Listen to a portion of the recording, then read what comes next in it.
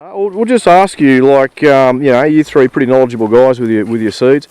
What's the biggest, I don't know, revelation, I suppose, with pastures you've seen out here, in the last 18 months since the drought broke, really? What are you sort of looking at the future, and what do you think's possible? Tim? I probably think it's amazing what has survived.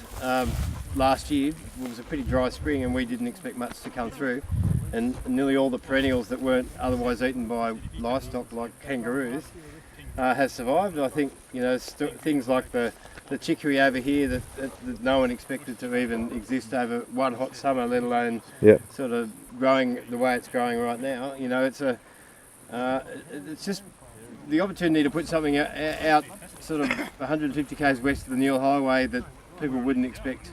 They've never seen it out in this environment before. So, the lucerne certainly showed up differences in winter dormancy and the production through the winter. And yeah, look, the subclovers have probably not liked this side as much as the medics, but the locals probably know that. I think there's differences between the medics. The newer types with their leaf and pod characteristics compared to the older types. So we've got a couple of older ones in here. Because not a lot really changed with medics for a lot of years, did it? Yeah, well, the South Australians have been doing a lot of work, a lot of farmer-driven R&D down there over probably up to 10 years ago. You blokes know more than I do. But 10 years ago, that's when they really started looking not only at the pod holding but the leaf holding side of it from a harvestable point of view. And also, as you can see, there's still a bit of greenery coming through these newer type medics, whereas your older type of medics have already done what they should done. They've set their seed, and they're going into their survival. They're finished, yep. From my point of view, this site really, as I said, proved a lot of things to us. It gave us an opportunity to test what we knew grew 150 k's, 200 k's east of here, and we're bringing them out into an area that is classified more so as marginal pasture country.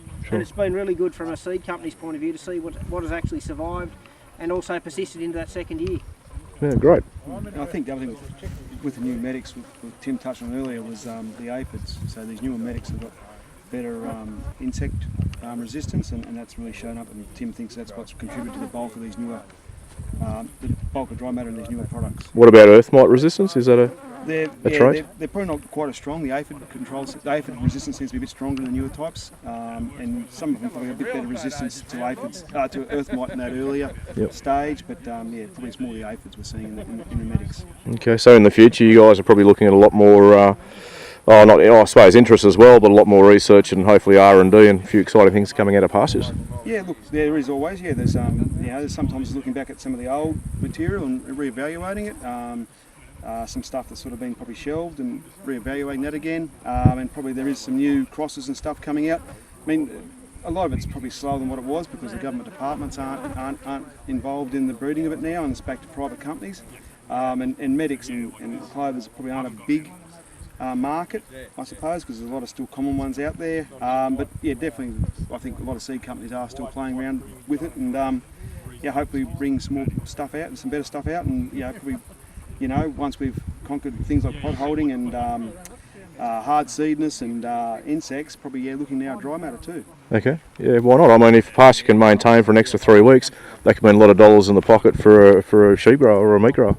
Yep, correct. Yeah, well, as Tim said, big areas out here, so an extra 10% dry matter has to be a fair bit, like Tim did. Yeah, I mean that's sort of.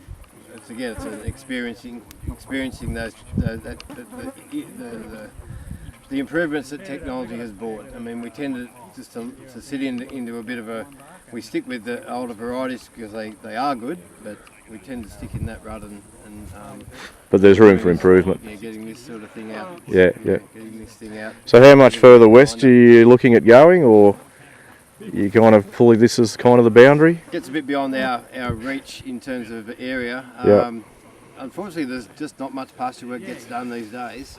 I don't think Trangi's doing much work. I don't think down at Hillston much is being done. It's a pretty, and rightly so, it's a cropping irrigated and otherwise zone. So but this side at Euabalong is a fairly central Whiffley West area. Yeah. I suppose if you're covering from the Newell Highway, like I said, you're looking at 150 k's. Look, it's a start, it's a start's better than sort of sitting back at Cowra and Wagga and sort of guessing what might happen. Yep.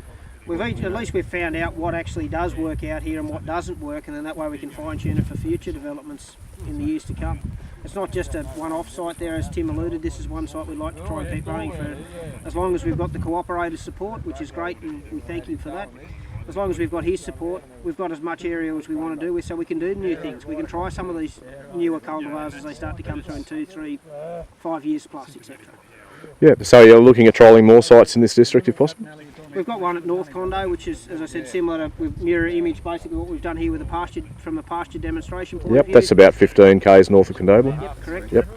Probably if you said to me where would we like to go further, I think probably one a little bit further south, but then it comes back to how far we can actually spread ourselves, and also with the helps of the companies like Central West Farming Systems, meaning that we've got access to your machinery and things like that. So it comes back to working with you, working with Tim and Greg, and working out where we can go and how far we can go. Sure, I think there was talk Central West Farming Systems might be moving into livestock-based research as well, which would probably be linked. It'd benefit. It'd be quite closely to pasture improvement. So, yep. As a group as well. Yeah, it's a bit of a sustainability issue too. I mean, I guess we do go back into a livestock thing. We can't slip into the old ways. The annual-based pastures aren't probably the best sustainable system to operate under. So that's why the perennials are in this site and bring it on.